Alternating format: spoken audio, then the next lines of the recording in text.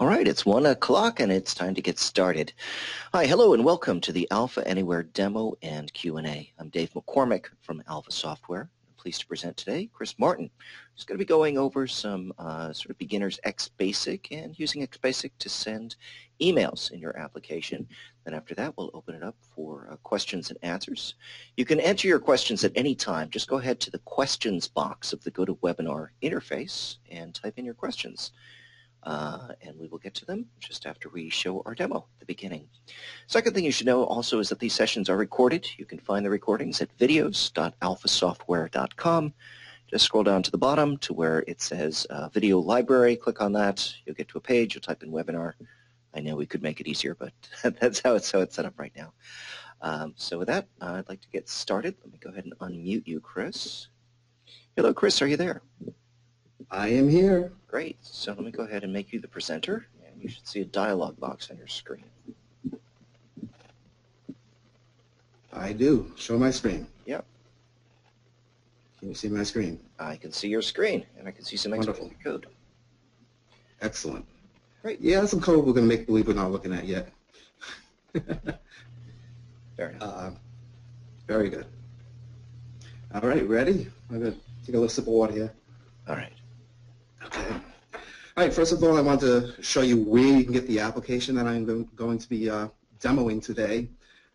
It's basically, you can go to github.com/alphaanywhere, and this is a repository where we are storing all of our sample applications as we get them published. This is where you can go get them. Any demos that we're doing, we pretty much publish right here. So I'm going to select Alpha Email Demo, and as you can see right down here, after you select that, this shows you all the files that are in the project, in the folders that are in the project here. And down to the lower right here is a download zip. So if you just, I'm not going to select that, I already have it open, I have it downloaded. Basically just download it, download the file like you do any zip file, extract the files to a folder, and once they are on your machine, and I believe it should be here somewhere. I thought it was probably hidden. What was that? There it is.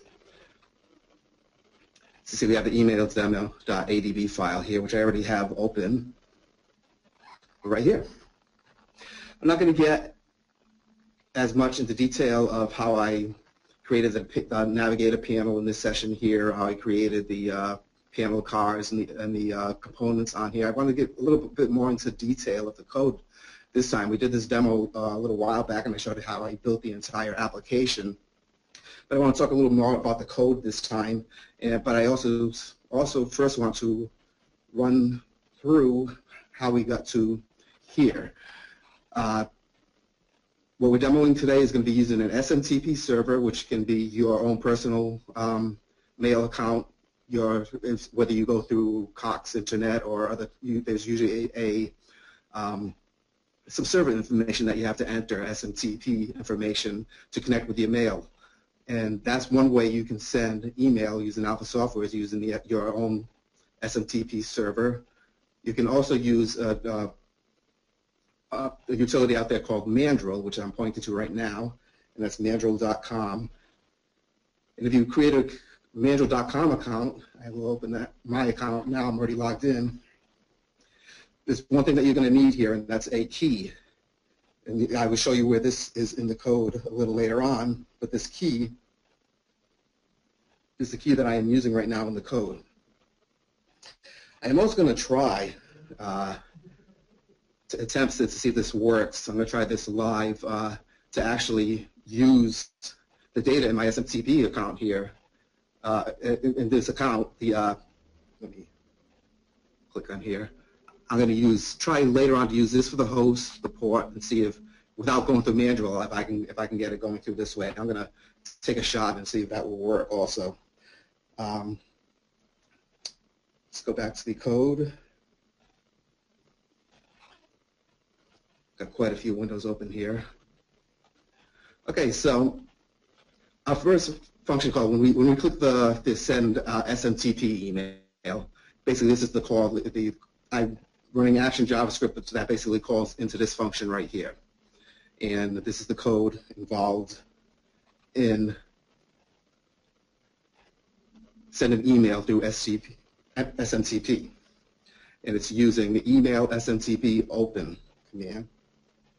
And I'm going to go to that right now. And there's some values that you need in here. One of the ways you can see these values, if you download the code later and you want to see what the code complete was, if you backspace over this and put the bracket back in, you'll see the code complete, and I get a better understanding of what I've entered in here already.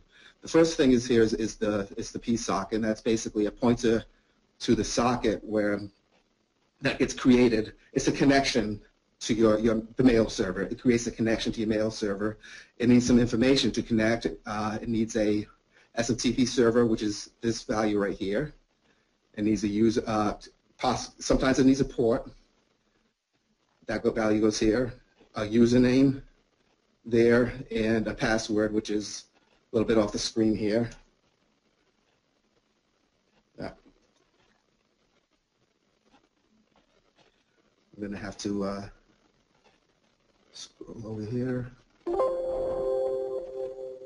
Cancel, don't close. I want to zoom. Oh well. I'm not able to see my whole screen here. Next, I'm going to go to show you the help on this particular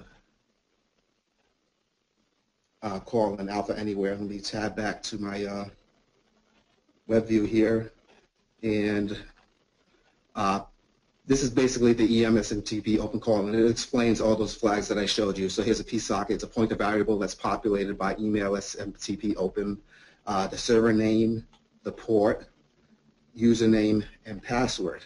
And when I do the test, here's the host, the port, the username. The password should be this right here, the key. I'm going to give that a shot. I believe that will actually do the trick, but I'm not sure. I'm going to wing that a little later and see if that works. I was talking about pointers. Another handy page. By the way, this is you do a search on Google for email SMTP open. You'll get this alpha page here. But here's a URL if you want to look at the video later and to go directly to it. But that's the help on using the email SMTP open. But I was talking about pointers. There are data types in Alpha, and one of the things, data types is a pointer. And I'm using two different kinds of pointers. The pointer basically to the object, which is the SMTP object that makes the connection to the email server. And then there's also a dot variable that I'm using a pointer for. But here's a definition here on Alpha of data types. And you basically find that too by doing a Google search for Alpha Anywhere and data types, and you'll find this page here. And it explains all the different data types that we're using in this application. I'm going to tab back to it. So I mentioned that we had a dot pointer, a dot variable pointer. This is an example of it right here. This is the PM. The PM has a dot to, PM dot from, PM dot subject, and PM dot handle message. And that information is all put into one variable here, which is a pointer to all this data. That data is then entered here to send. This is basically the message that gets sent, and it's getting sent through a pointer to a socket, your connection socket right here, which is the connection that you entered your username, password, your server account, and all. So that's how you do an SMTP. The other one which I'm going to show also is it's a little simpler as far as getting values. The only value I really need here from that I need access to, that I need to know what the value is my manual key, which is right here. And if I switch back to here, that is in my account, that is this value right down here. This is my manual key. And I can after this is all over is I can create another key. If you create your own Mandrill account, you will create a key, and you can replace the key that's in my code with your key. Chris, what is the cost for a Mandrill account? A Mandrill account doesn't cost anything as long as you, and it's quite a bit of emails. If you're just doing testing, this is more than enough, but it's free unless you... like in the thousands, isn't it? That you can you exceed the limits per day. Okay. And then you're required to upgrade. And I believe it's not even that expensive even if you just need a little bit more. But I use it for testing purposes, and I've never, of course, succeeded because you have thousands of emails that you can send per day. And if you have a small company and you don't send out that much email, this may be perfectly fine for you to use. Cool. So, okay. So again, we're creating another pointer here. Again, it's a dot variable pointer. So we have PM, we have the send to information, and these are the fields that are actually on my in my control here. So you have a send to subject. Let me zoom in a little. You have a send to subject, the message body, and then these are two buttons that are calling. And then down here, excuse me, those are the two buttons. Then right here we have a password, which I'm not hard coding my password because I like to keep that to myself when I'm sharing code. So I put a field in there to enter my password manually when demoing. And I'll go back to the XBasic function here. So there is my send to. So when I type text in there, that value will be going to the PM variable send to. Then there's a from email, and I'm just hard coding that. There's a subject that will come from the subject field, the message body, and then finally it will. Actually, it doesn't need my password in this one. It needed the password in this other one up here. Let me see if I can scroll over there without losing the screen. So there's a password right there. And then the very last thing that's in there is another flag, SSL, and that flag is, I will show you the code complete again. Right here is a mode, and the mode is SSL. Now I'm going to run the application, and okay, there we go. I had a little red squiggly there. I thought I had a coding issue. Do a live preview, full preview. Now I could actually have this in a mobile device right now, but I'm just showing it in a web page. It works the same way in either case. If I click the mobile checkbox on the previous screen, so I'm going to send an email to myself.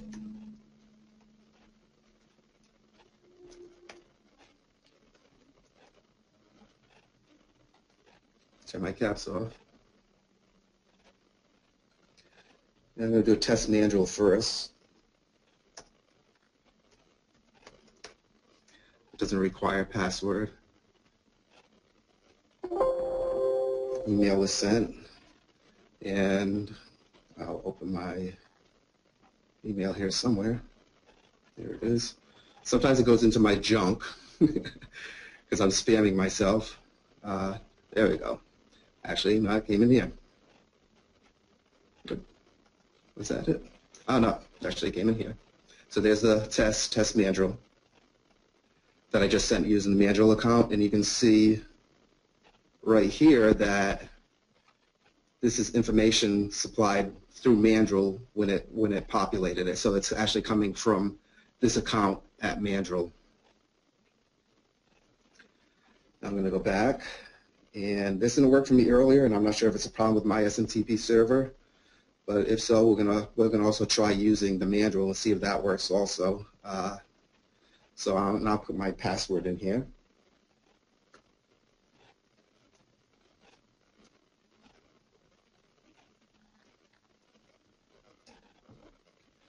And test SMTP. Click that button. Says it's sent. We'll see if I actually get it. That was the test manual.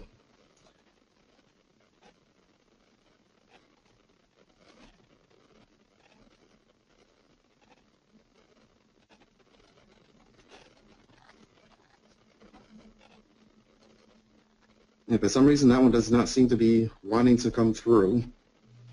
So I'm going to try it. I'm not sure why my SMTP account isn't working. I tried this just before the demo. It worked earlier, but it Chris, stopped right at the demo. Take a look at the port that it's set to. It looked like there was a variance in your code between the port. Maybe I was wrong in what was on the screen. Oh, the one I was showing you on the screen, this was the 587. That's Mandrill. The other port is the actual port for my email account, my SMTP server. Okay. But this is what I'm going to try putting in there. Okay. So I'm going to grab this information, give it a shot. It may work, it may not. We'll cross our fingers. And I'll show you where you place this information with your information. So here's where that goes. Yep.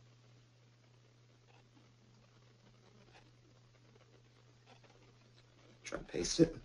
There we go. The port is different.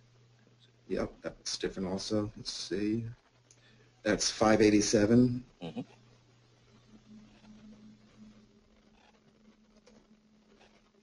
I believe I also have to, my username needs to be this, because that's the account I use to create it. I actually can just do a copy even. I just noticed that button popping up there. That's going to go here. And the password, we'll paste that in when I run it. Save. And we'll see if this works. If it works, it works. If it doesn't, it doesn't. This is a live demo if things seem to go wrong.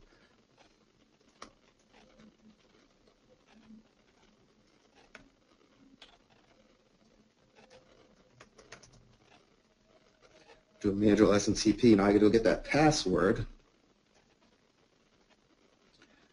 which should be this key right here. And I'm going to paste that in and see if this works.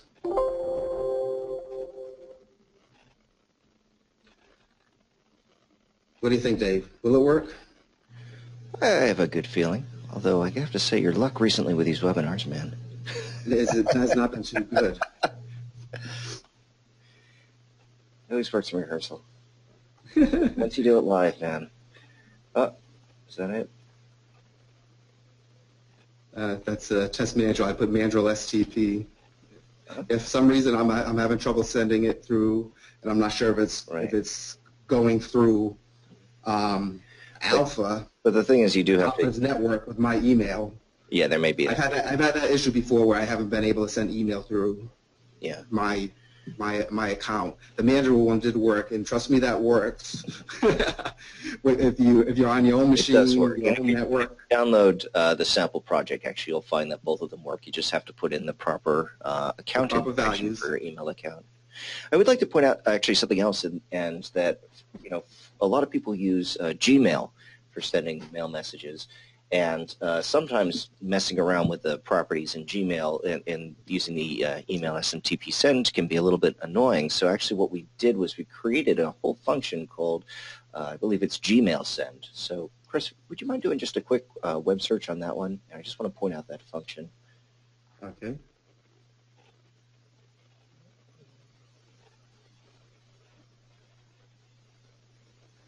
Gmail search? Yeah, Alpha Anywhere Gmail. Send. Yeah. Okay. Yeah.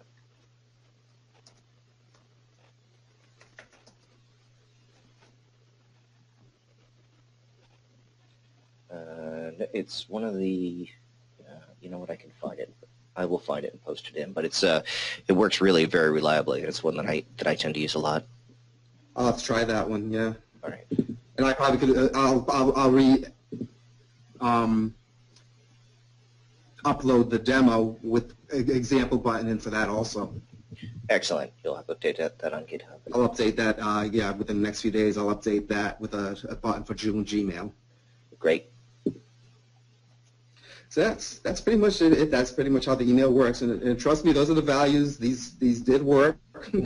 I don't know why I'm not getting email right now when I send it through this, but the other account, which is sending to the same email address, is working just fine. It's just the SMTP is having issues because it's basically going through my personal email provider. And sometimes there are issues when you're on somebody else's network trying to send email through somebody else's network. They sometimes have blocks in there to stop that. Excellent.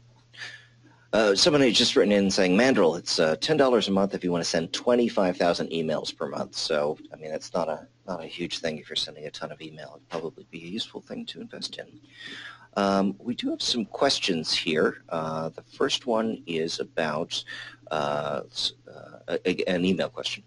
And this one has to do with sending a report via email. So let's say you have a mobile application and you wanted to send a report. I believe the way you would do that is you would need to, of course, as an attachment, right? Exactly. Yeah, I believe you can add and I will go add an example of doing an attachment also when I republish this. Off the top of my head, I'm not sure what I need to set up to do it, but I will include an example when I republish this. And Dave, if you can email everybody that attended today when we make the updates, the updated code, they can go download it, and we'll have the Gmail example in there. We'll also have an example on how to do an attachment. Sure, yeah, absolutely.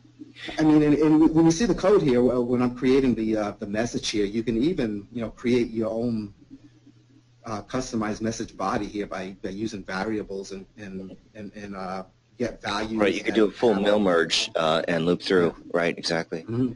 Great. Well, so there's lots you can do. This is a very simple example, and it's just explaining the function here and what these values are, and showing you where more detailed description of how the email SMTP open works, and then using a third party, which is Mandrill that we use here. But you still have to do some of the same things. Mm-hmm. Pretty much any email you send, there's the same list of things that you have to provide in order to send the email message.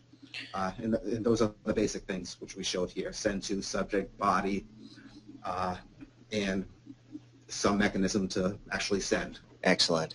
And there is a request for someone when you do put that up is, can you show it with multiple attachments? Because I think that would be a good example as well. Okay. So now is the time. Thank you very much, Chris, for your presentation. Now is the time for asking questions, and we have started doing some of them. But we also have Dion McCormick on the line, who didn't do the demo today, but is here to answer questions. Let me see if he is, in fact, still here. Dion, are you there? Yes, I am. Excellent. Good afternoon, everybody. Dion or Chris, I've got a question here for you guys about using a PDF in a mobile application. The question here is that they're using an iframe as the container for the PDF, and they could see the PDF correctly on the computer browser, but it doesn't appear when they're running it on a mobile device. Have any idea why that might be? Well, quick question, is it a mobile UX on a web browser, or is it a PhoneGap app? That is a good question. I'm not sure. I will ask. In fact, the person who wrote in that question, if you could specify, that would be helpful. In the meantime, do you think you could give us an example of displaying a PDF in a mobile application?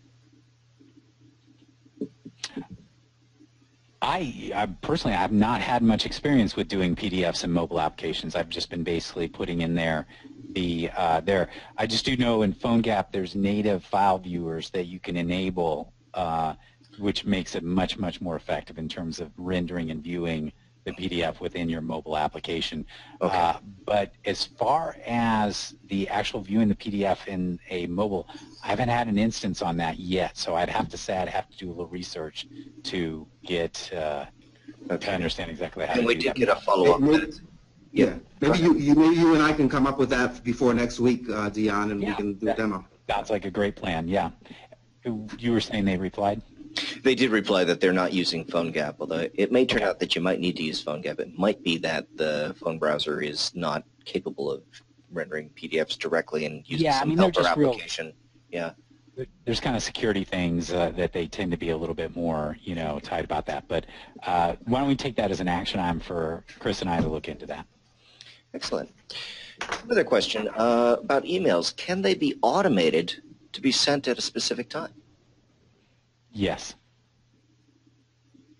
Excellent. That's a very clear answer. No, okay, a little bit background on that. Thanks, Dion. That's helpful. Next, yeah, stay tuned till next week for the answer to that one. We did go over, I think it was a couple weeks ago, the notion of using the Windows Task Manager to use curl to call an A5W page, and in that A5W page you can have that A5W page trigger, so it would call it locally. It would do. I actually found an even better way to do it. It's really? Actually pretty cool. As I was talking to a person in regards to how to approach this, and they said, well, first, if you ever wanted to, you could create a standalone alpha application, which you can do with the development environment, and that alpha application can live on the server and just be doing a periodic test or a task using the same code that you would use for the web app server, since the code is the same for that. So that's one area that people should look into, is that you can actually run the development environment on the application server as a desktop application on that server.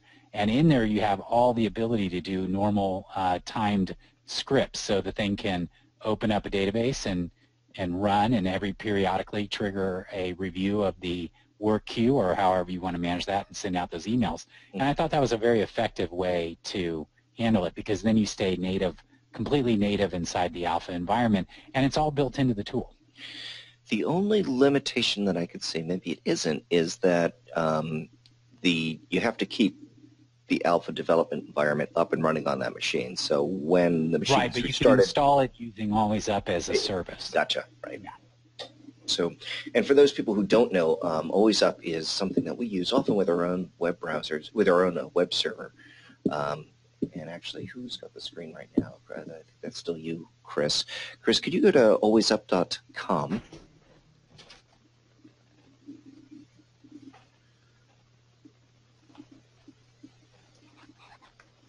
One L, I think.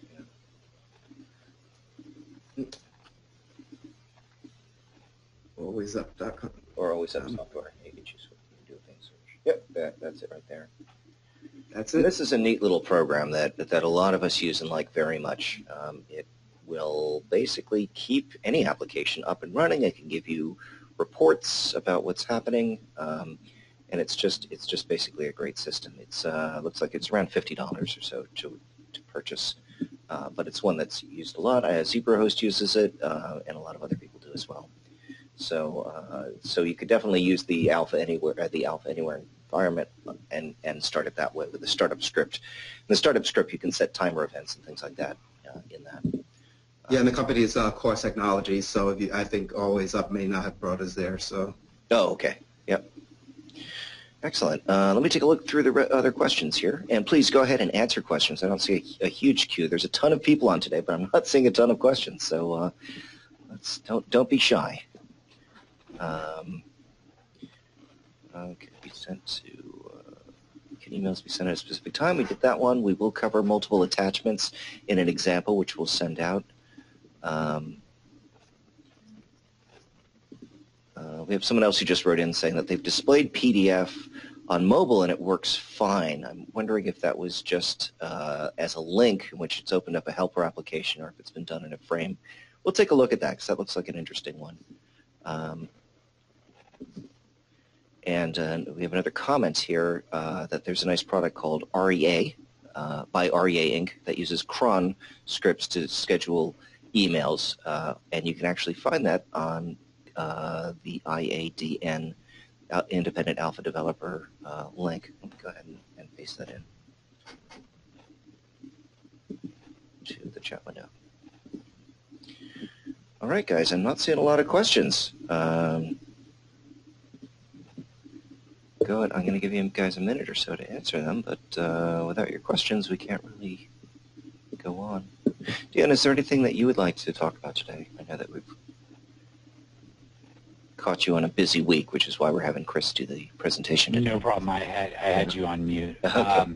No, I'll tell you, two things. One is that I have been tied up on some really very interesting products. There's just overall, Alpha continues to gain some incredible traction in larger enterprises. It's attracting ever larger companies who really see it as a way to accelerate their development stuff. So for the general independent developers out there, there's a lot more opportunity that's being generated out in the field.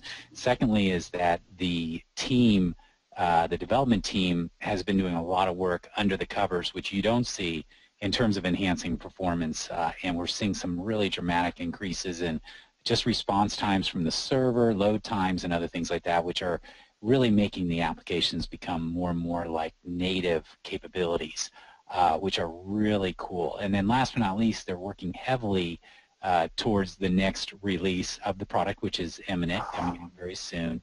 And that next release really, I mean, beyond all of the incredible stuff in terms of the tablet forms and the tablet capabilities, under the covers also, there's a lot of new features and capabilities for you to wrap web APIs, specifically SOAP APIs and OData. And again, this is really powerful in the enterprise world because many big systems like SAP and Oracle and other people expose their systems via these APIs. And if you can write external systems very simply against them, huge amount of opportunities out there. And so all of that is imminently coming out. They're working heavily on getting that posted, and very exciting. I mean, again, the learning curve on this tool continues to grow just because they keep adding so many new items to it. So, which is good.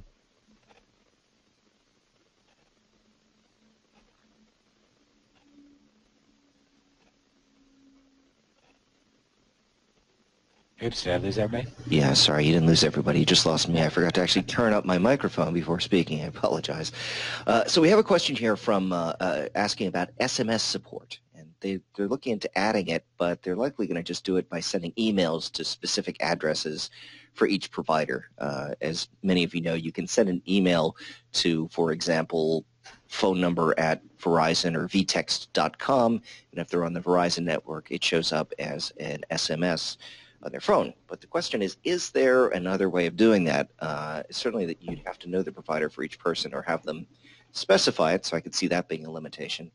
One thing that I have heard people had good luck with, and maybe you've used this before, either one of you guys, is Twilio, Twilio. I'll paste the link into the chat window.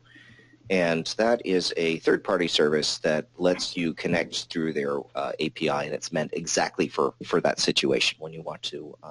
It actually lets you send and it lets you receive text messages as well. So you can actually let people text from their phone over to your application if you so wanted to do that. Yeah, maybe we could have a demo on that, Dave. One of us can look at that also. Good idea. Well, I've already done an implementation with Twilio, and I highly recommend it. Do you? I mean, there's a cost associated with it. There's no way around that. But again, they start out with 25,000 messages a month, and it's really inexpensive. And there's two things that really differentiate it from the plan that was talked about. One is that is an API interface, therefore you'll get confirmation that the text message has been sent and received by the carrier on the other side. So there's reporting back, much like Mandrill, where you can determine. That's one thing I love about Mandrill is that you can actually see if the email has been received, if it's been clicked on, all that, which really is important. Otherwise, you're just kind of throwing it into the cloud and hoping for the best. So that kind of accountability / logging is very powerful, and since it's an API, you can automate all that update. So you can actually say, oh man, this text message never made it through. I need to resend it. So I highly recommend it. It's a very easy interface, very simple to put together, and I'll tell you, it really is powerful. Excellent. A couple other questions here. So here's just a general question, and that is, can you give a list of recommended sites maybe outside of Alpha that might be useful for developers? This is sort of a general question. What do you guys use when you are developing your Alpha applications outside of Alpha, or developing Alpha Anywhere applications? What websites are your sort of go-to websites for getting information? Google. Google, yeah. Well, thank you, but Yeah, I honestly Google almost all Yeah, the time. I'm thinking that. There's Google's no specific certainly. I'm website. thinking things like W3 Schools would be a good example for Yeah, HTML and CSS and even and JavaScript. JavaScript. And JavaScript. that's why I use Yep. Google, Dave, is because you're looking for a particular topic, maybe not a Yep. particular site, and you get a list of different coverage from different sites when you go through Google to search something. Yeah. Right. A question here about the IIS or the Alpha Application Server for IIS, sometimes known as the IIS plugin, but it's is it ready for production? The answer is yes, it is ready for production. You still need to connect to us, and we can get you out the codes and instructions for setting that up. Just send an email to guides@alphasoftware.com, and we can get you set up with the IIS. It is a bit involved compared to our standard server. It has a lot of advantages in terms of scaling. It has some advantages in terms of features, but it is more difficult to initially set up. So it's a little bit of a learning curve for people who are brand new. Another option is to go to a place like ZebraHost. ZebraHost is already now an expert on handling the IIS, the Alpha Anywhere application server for IIS, and they could actually set it up for you, which could save you a great deal of time. So if you're hosting with them anyway, you can have them do the work for you. We have another comment who came in for JavaScript questions. Sarah points out that StackOverflow.com is actually a really good source. I have to agree with her on that. Here's a question. How would you go about building an application that read QR codes to look up from a database in an offline application? Deanne, I'm gonna let you handle that one. You got it. And the reality is for that, you're going to need to use PhoneGap. PhoneGap has a built-in plugin for reading barcodes and QR codes, and you're really going to need to be able to access that because the reality is you're using the camera of the phone through this sort of web API that's been created by PhoneGap. So if you're looking to do that, you really should explore the PhoneGap aspect because then you'll plug in the barcode QR code reader that basically does all the work in terms of the reading of the code and then just spits back some text that you can then take and use from there. And we do have Bob Moore has actually done a demonstration. There's a video that Bob Moore did. Right. And I think it's actually in his example app. It is. I was just about to say that. In fact, I believe we posted it to GitHub. So, Chris, would you mind taking us on a tour back to GitHub, and we'll show you where you'll find that? An example of that. Now, this is an online lookup, so you'd have to modify his code to look to an offline source. That source might be a JSON file, for example, that you've kept in local storage, or you might want to do SQLite is another option that people have done if you need to look through a database that's locally that's not connected. So hang on. Okay, so it's the Alpha Anywhere PhoneGap demo. It's actually the first one when you go to our GitHub account, and you just and it shows you various things, but one of which, one of the examples he has lets you read a QR code from a book to scan in its ISBN number, and then it takes, and it could do either QR codes or the old-fashioned barcodes. It doesn't matter. It works on either one. And it takes that information and it goes to, I think he has it pointed to iTunes, actually, to go look up information either about that book or about a CD or about whatever. And it feeds the information back into onto the screen. So that's actually really kind of a cool example. It's worth looking at. Just to, we have another. Can I make a comment on that? Yeah, sure. Yes. Okay. If you're going to go, I just watched this video. It's from Selwyn about a day ago, and it is a new feature called client-side data cache. And here's the concept, and I think where this may be applicable is that they have created a way, or in the newest version of Alpha, there's a very simple way, and you can find it in the video library. It allows you to basically point to a data source, let's say a SQL database, and let's say you have like a parts database where you have a whole bunch of part information. Then what you can do is, using a point-and-click methodology, the system will query that database and save all that data locally on the mobile device, either in, if you're using a web browser, it's going to use the web browser's local storage. If you're using PhoneGap, it's going to use the file system so you can store a lot of data. And then what's really cool is that once it's pulled down, boom, all that data is local on the local machine and then can be searched and sorted. So an application like that where you maybe have an inventory, you can query the inventory, bring it down on the local device, be disconnected, and then be zapping stuff and then be able to refer to that information. So it's used for kind of think of static data that's going to be used towards your application, like, for instance, a list of states, a list of product codes, things that don't change often. That way you kind of take the complexity out of the list controls and you can have these local caches of data. And so something definitely for people who are moving that direction to look into, and it's part of the new release, and it's very, very simple to set up and very powerful, and it can do very complex data sets. And the idea is more static-oriented data that's going to be on the mobile device to be used for whatever purposes. Excellent. Let's see what else we've got here. Oh, someone else has written in with another suggestion for a website to take a look at. It's codementor.io. I've actually pasted it into the chat window. It looks like they've got free tutorials, but also the option to get live one-on-one help from developers, which I'm sure is fee-based, but probably very valuable. Let's see what else we've got. Dave? Yeah. There's also some sites out there that cost a little bit also, but there's things like Pluralsight. There's a lot of Microsoft technologies, but there are a lot of training programs for JavaScript and HTML5 and things like that are on there. But also, I think Lynda is another site where you have to pay a little bit per month, but there's some great code training programs on there. And you look specifically what you're looking for, and you'll find a training video on it. Yeah, I would highly recommend Lynda. I don't know why that didn't pop into my mind already. lynda.com.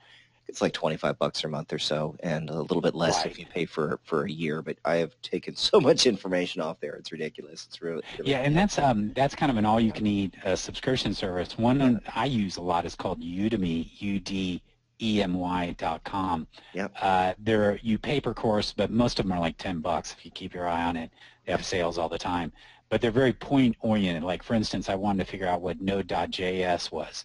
They had a $10 introduction course that I took, and now I know what it is. I probably would hurt someone if I tried to do anything with it, probably myself. But the idea is that if you need these point knowledges, some of these online video training courses are outstanding to kind of build that. Things like CSS, HTML, JavaScript, really worthwhile.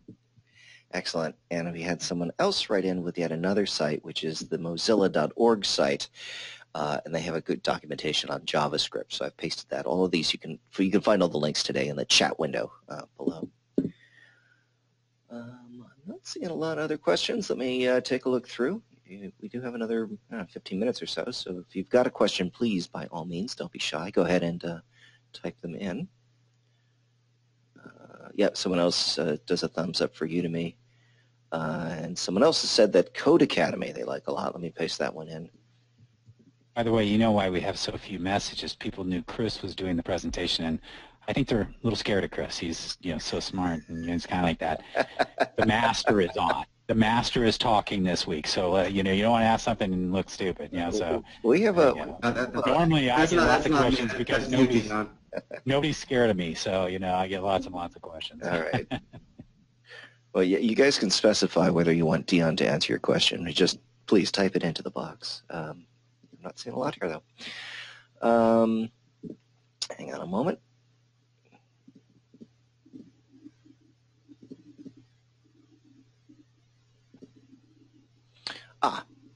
Has anyone done work here with SharePoint lists at all? And if not, that might be a question that we'll have to get to offline. And connecting to that, I think that's accessible through OData. That's the trick. Yeah, that is the trick. Okay. Working on that, you want to investigate the OData connector because that basically turns the SharePoint list into quote unquote just like another database you can access. It feels like a SQL database, so Alpha will treat it the same, so all the features will work with it. Yeah. Exactly. So I would, if you're going to go that road, definitely look at the OData connector because that's really what it's intended to do is to give you a sort of wrap the complexity of talking to something like SAP or SharePoint and turn it into just like you've been using with your SQL or Access database tables. Great. Someone's asking about Udemy, what the actual URL is, and it's actually udemy.com. Let me paste that in as well.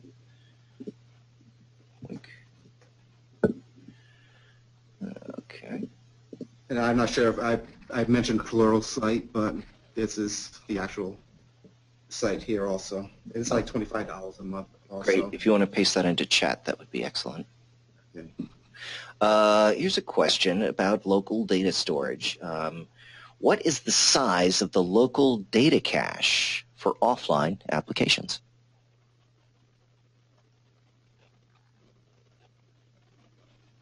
Excuse me, turned off mute. I keep muting myself because I don't want to interrupt. My understanding is it's fairly limited. You know, you're talking about a megabyte of data or something like that the web browser gives you for a, and it could be even a little smaller than that, but it's not very big. And the intent is they don't want people just putting tons of data inside the web browser when you're using it, so they purposely limit it. So if you're going to have a larger set, you definitely have to go towards PhoneGap. Then what's nice about that is that you can then use the file system, so you can literally get up to a gig or more of space. And this is very handy, especially if you're starting to store multimedia data, which is one of the key initiatives for the new version of the software, is the ability to basically say, okay, I'm going out in the field today. I want to download these 20 PDFs and these 3 instruction videos and then take them with me. And what it does is it downloads those and puts them into the local storage, or I'm sorry, into the file system storage, and then you can exercise them, and then you can flush them out later on when they're not needed. So again, you're pretty limited, so I would be maybe a list of states, but you're not going to get like a whole product database because you may run out of space that the web browser would give you.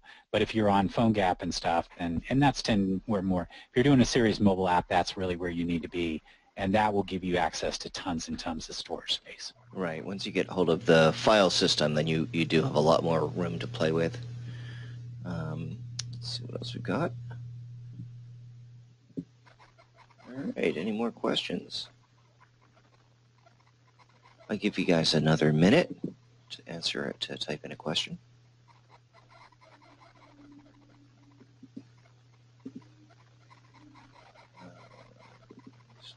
Just make sure I didn't miss one. We have over 50 people on today. I'm pleased with this. Nice. I know, but they're not asking questions. Come on, guys. Well, again, because Chris is here, it attracted so many more people. So It doesn't hurt my feelings. Yeah. It doesn't hurt my feelings. All right. I'm a lot scarier looking than I am sounding, but you can't see me. Yeah. We specifically said no video for this. My question is, has Chris bought a vest yet? No. No. Oh, you need a vest. Absolutely. It makes you more personal. Yeah. I had one and I gave it away. Oh, really? Here's a question about just about licensing for the IIS server. Right now, we aren't charging anything separate for the IIS. Like, we're charging the same, basically. So whether you want the Alpha application server or you want the IIS server, we're pretty much giving it to you for the same price. That is not necessarily going to be true in the future, but for now, that is the case. Also, if you need trial licenses, we're still pretty open to giving those away for a little while as well. So you just need to contact us. Once it goes into production, of course, we need to charge you the full thing for the license, but right now it's fine. Okay, so what else I've got here?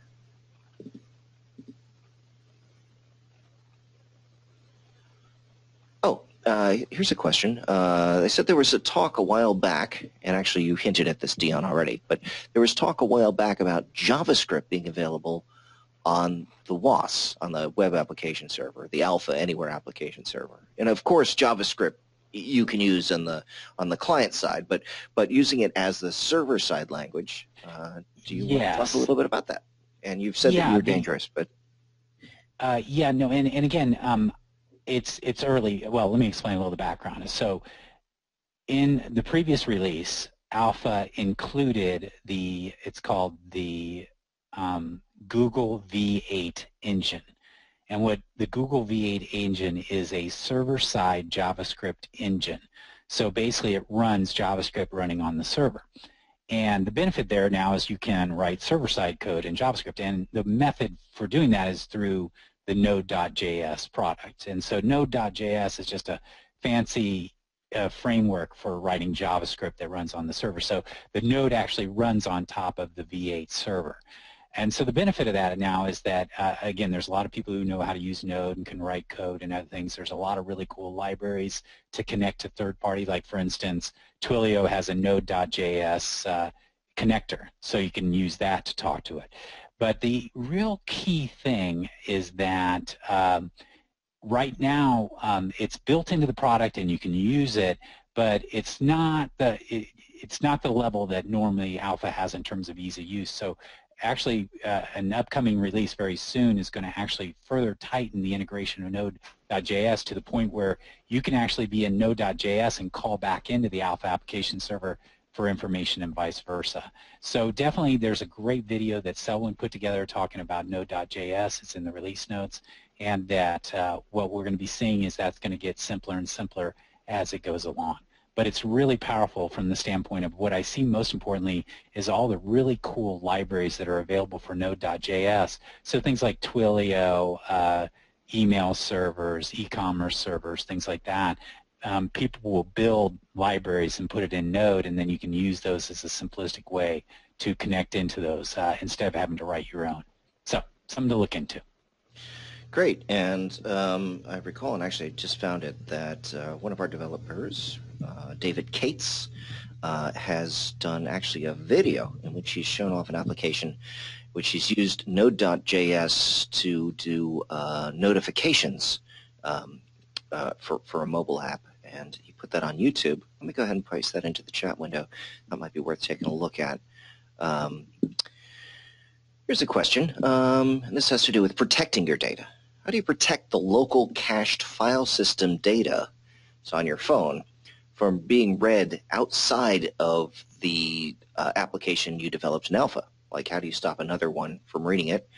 And then there's a follow-up question, which is, and if the device is lost or stolen, what can you do then about protecting your data? And I have an answer for the second one.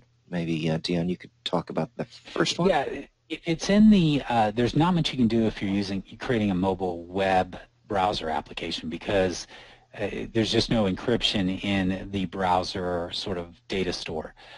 But if you do use PhoneGap, and you're seeing a trend here, if you use PhoneGap in the file system, that data is encrypted on the local system. And so you have all the protections that you would have with a native application in that scenario. So if security is a critical component, then you're going to have to go with a PhoneGap implementation. And in the case of the phone being lost or stolen, what we would probably recommend, especially for an enterprise solution, would be a system like Aperion.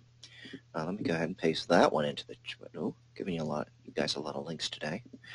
And Aperion is a mobile application device, mobile application manager.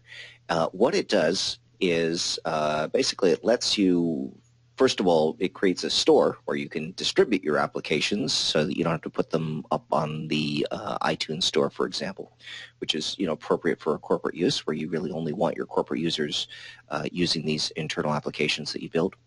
The other thing, though, that it can do, among many other features, is that it can actually remove the application or lock down the application, but it can, in fact, completely remove it from the phone remotely without harming the phone. So let's say you had an employee, their phone got taken, and you said, oh boy, we don't want any of that sensitive information being out there, that we can actually wipe that remotely using Aperion. Same thing if an employee quits or is fired or whatever, and you want to make sure that the data does not go with them, but they brought their own phone to the device, you could do that without disrupting what's on their phone. So you're not wiping the whole phone clean or anything like that. You're just removing your data from it. So that's at Aperion. I pasted the link to Aperion right here. Let me make sure it's the right one. Oh, I get it, Dave. That's why you wanted me to install Aperion. You have plans. Oh, I've got plans. Yeah. Did I send the wrong Aperion? Did I send the wrong Aperion link? Let me just check this real quick. So that is the answer to that one. Aperion.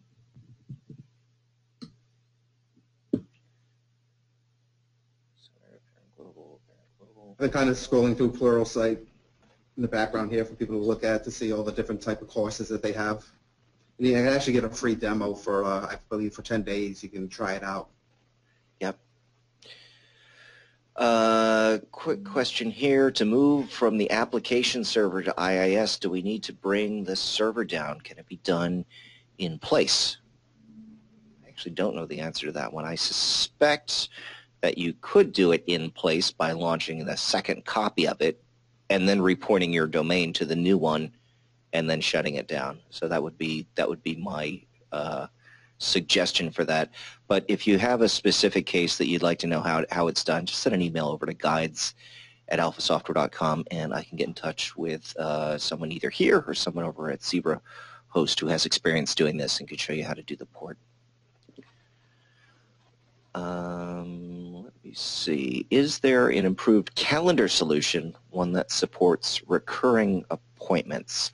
I don't think we've made a change to our calendar component in quite a while in Alpha Anywhere, but there are third-party calendar solutions, which I know people do use.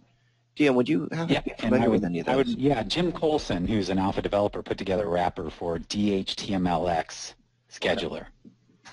That's HTMLX.com. And it really is simple and easy to use, and it works real well. It has a lot of features and capabilities, looks sharp. Great. Oh, there it is, and it looks like does Gantt charts as well as schedulers and other things. Nice. Exactly. He's got two. He's got one for the Gantt and one for the scheduler. Great. Let me paste that link in. And he's got I think it's called a5solutions.com is his website, and he's got some videos on there, and he's got some documentation videos you can look at to make sure you're comfortable with it. There it is. Yeah. Yep. Very good. We're almost out of time. Let's see what else we hear. Oh, here's a great question. What's the advantage of using the IIS server over just the regular Alpha server? Who would like to take that one? Dion? I'd be glad to. Unless, sure. A couple things. First is that if it's a Microsoft shop you're working with, often they've standardized on IIS, and their IT group is very comfortable with IIS, and it's sort of the animal they know. And by going in and being able to say, hey, we can plug into your IIS infrastructure, you're going to gain a lot of brownie points with the Microsoft folks, because they're going to say, oh, great, it's not this new piece of software I have to manage. It's a plugin for IIS. I can control it. I can manage it, all that. So in terms of being able to integrate with an existing environment that's focused around IIS, it takes away a huge amount of barriers, and that's really in the enterprise field where we see those kind of situations. Secondly, IIS has built into it, one is inherent load balancing capabilities. So for instance, if you have like an 8-core machine, it can automatically spin up the cores if you have the right license to utilize that machine to the best of its ability. It also has some other cool tricks in terms of like URL redirecting, where you can mask the URLs, redirect them to, so it looks like an HTML page, but it's actually A5W, and there's been a number of people who need that kind of capability because they don't want, for whatever reason, people to see an A5W page. They want to see something else, and so there's capabilities like that. And last but not least is IIS. It's a big product. There's a lot of capabilities. It handles things like server farms, so you can set up server farms where you have 4 or 5 different systems, and the IIS kind of manages the load balancing between them. And last but not least is that IIS has an enormous amount of built-in reporting and performance monitoring that you can tap into that allows you to kind of see how the app's working and what kind of response time people are getting and things along those lines. So it's a very rich environment, and it is doing a lot of the serving up of stuff instead of the app server. So it actually takes load off the app server and puts it onto IIS, which is a very well-supported product. So there's a number of performance, security, environment, and also just general manageability that it brings to the party that you don't have with a standalone app server. Mm-hmm. I think we have time for one last question, and the question is, what are the hosting solutions for Alpha Anywhere? I can talk about a few of them. First of all, in order to host Alpha Anywhere, you do need to have a Windows box. So it does not run on Linux. It's not going to work on, and you're going to need to have control over that account. So a regular hosting account, even if it is Windows-based, like the kind that you get from GoDaddy for $5 or $6 a month, it's probably not going to work for you. What you would need to get is either a dedicated server, so your own box running Windows, or which you can get from various places. You just do online search for that one. Liquid Web is a good source. You can also use a virtual private server, sometimes called a virtual dedicated server, and that's where they've actually spun up a copy of Windows on a machine, but you're on there with other people who have their own separate copies of Windows on the machine. And you can actually, and the amount that you pay has to do with how many other people are on that box with you. So you can get an account for $30, $40 a month or something like that. Again, I've done it with GoDaddy. I think there's actually a video showing how to set that up. It's sort of an older video, but still works. Another option, one that we highly recommend, is our preferred hosting partner, ZebraHost, Z-E-B-R-A host.com. And these folks know a lot about Alpha. So instead of you just getting a server or a virtual, or a virtual server that you have to set up yourself, all you do is supply them with the license number.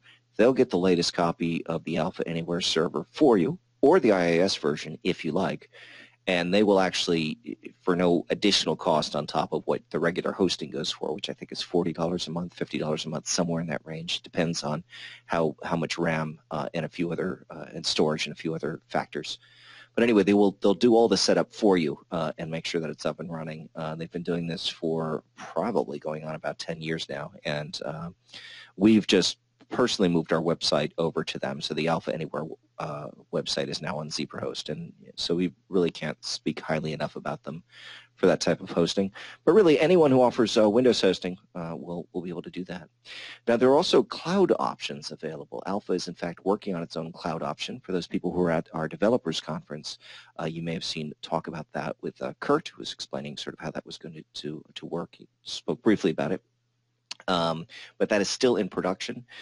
Zebra also offers a cloud solution. The advantage of a cloud solution is that if you're not exactly sure what your demand is, or if your demand is on your server is going to be very variable, cloud is a good way to go because it can basically, they call it elastic, but it can actually scale up and down to your needs very quickly.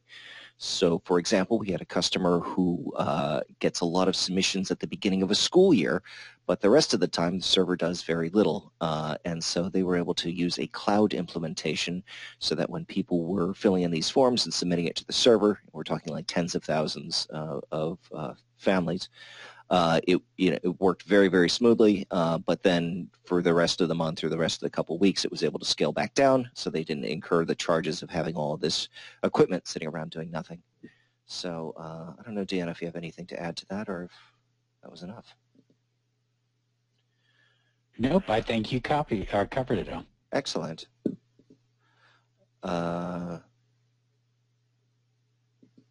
And I think that should do it, taking a look through. If you guys have any other questions, though, during the week before our next session, please send them to guides, G-U-I-D-E-S, @alphasoftware.com.